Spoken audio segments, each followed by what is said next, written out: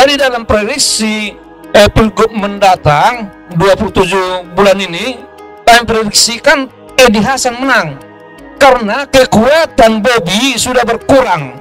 Berkurangnya kekuatan Bobi, mertuanya tidak presiden lagi. Nah, kalau Bang Gandhi lihat di 2024, di tanggal 27 November 2024 nanti, prediksinya siapa yang terpilih nantinya, Bang Gandhi? Siapa pemenang? Siapa pemenangnya? Kalau keinginan saya, pemenang maunya Edi dengan Hasan. Keinginan saya. Keinginan. Dan keinginan itu kemungkinan besar akan terwujud. Karena setelah ada statement Bapak Presiden Prabowo, tidak ada cawe-cawe. Ya. Dan ada juga himbauan bansos tidak diedarkan sebelum pilkada. Ini sangat menguntungkan bagi Edi Hasan dan bagi kami pendukung Edi Hasan. Nah, jadi kalau menjawab pertanyaan tadi, siapa yang mungkin menang? Kemungkinan besar Edi. Tapi andai kata tidak ada himbauan Bapak Presiden Prabowo, tidak bisa atau tidak boleh cawe-cawe, wah, pasti kami pendukung Edi ini pasrah. Ya, tapi kan abangnya juga termasuk bagian, meskipun bukan politikus, tapi abang sebagai pengamat politik juga dan juga pengamat hukum.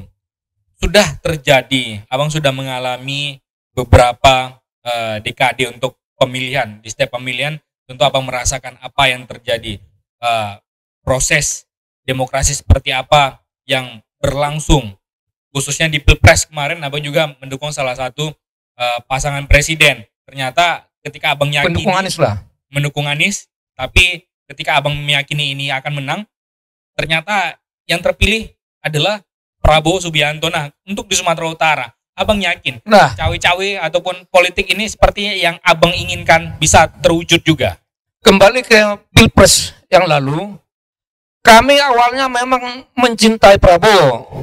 Ya. Tapi karena Prabowo berpasangan dengan Gibran yang dikatakan melanggar undang-undang, ya kami tidak mendukung itu.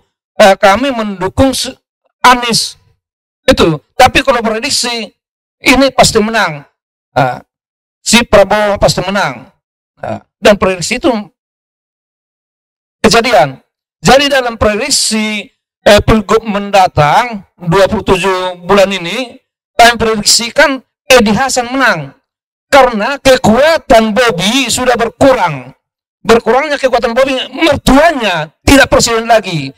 Tapi di satu sisi ada seorang tertentu menginginkan atau membuat poster-poster berpasang Prabowo berdampingan dengan Pak Jokowi, seolah-olah ada yang berpikiran Prabowo itu masih anak buahnya Pak Jokowi. Nah, di sini yang perlu diberikan penjelasan kepada masyarakat Sumatera Utara dalam Pilgub mendatang, bahwasanya yang menentukan negara Republik Indonesia ini adalah Pak Prabowo, bukan Pak Jokowi lagi. Nah, kami selalu mengikuti perkembangan di daerah maupun di ibu kota Provinsi Sumatera Utara, Medan. Dulunya para kepala desa atau aparat selalu mengagung-agungkan Bobi dengan pasangannya. Tapi sekarang ini mereka sudah mulai was-was. Atau barangkali mereka sudah sadar bahwasanya pilkada ini bukan pilkada bupati atau pilkada wali kota. Nah, ini adalah untuk kepentingan masyarakat Sumatera Utara. Ini bukan kepentingan kepala desa, bukan kepentingan bupati, bukan kepentingan PJ wali kota dan PJ gubernur. Ini jelas-jelas kepentingan masyarakat Sumatera Utara. Jadi kami himbau kepada aparat yang masih merasa mengagung-agungkan Bobi agar sadar. Berilah kesempatan kepada masyarakat Sumatera Utara untuk menentukan nasib Sumatera Utara. Karena kalau ada tekanan, pasti masyarakat Sumatera Utara akan ragu menentukan sikap dan akan takut. Mohonlah kepada aparat, jangan menakut-nakuti masyarakat yang lemah. Baru-baru ini kami jalan ke pinggir kota, mereka masih takut-takut kepada kepala desa dan kepada aparat yang lain. Di media sudah ada bahwasanya kepala desa ini harus mendukung Bobi. Nah, ini menurut kami sudah keliru. Nah, berdasarkan hal inilah kami melihat bahwasanya dalam pilkada mendatang atau pilgub mendatang akan dimenangkan oleh Edi Hasan.